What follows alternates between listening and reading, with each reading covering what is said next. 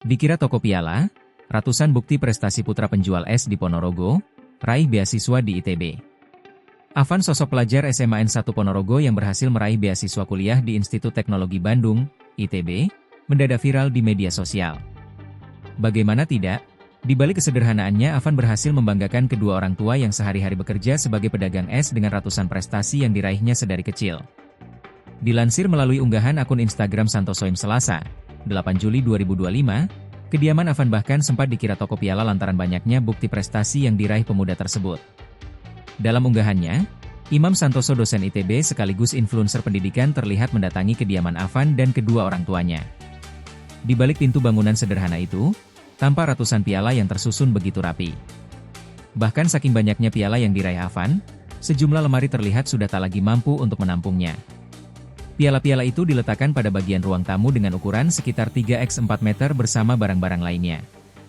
Piala-piala itu diraih Afan sejak dirinya duduk di bangku SD hingga SMA. Beberapa di antaranya didapat Afan dari juara Olimpiade Kebumian. Dilansir melalui tribunjabar.com, ayah Afan, Eko, sehari-hari berjualan es keliling. Begitupun dengan ibu Afan, Umi, juga berjualan es keliling di tempat yang berbeda. Ternyata, piala yang berjejer di alam rumah itu adalah milik Afan, yang merupakan siswa SMA N1 Ponorogo baru lolos Fakultas Ilmu dan Teknologi Kebumian, FIT.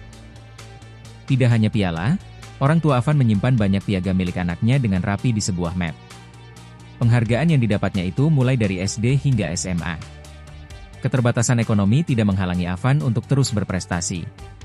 Kini, Afan pun mendapatkan apresiasi dari Paragon Corp, mulai dari laptop, produk Paragon, hingga uang tunai untuk bekal awal merantau ke Bandung. Afan tampak terharu memeluk ibunya saat mendapatkan bantuan.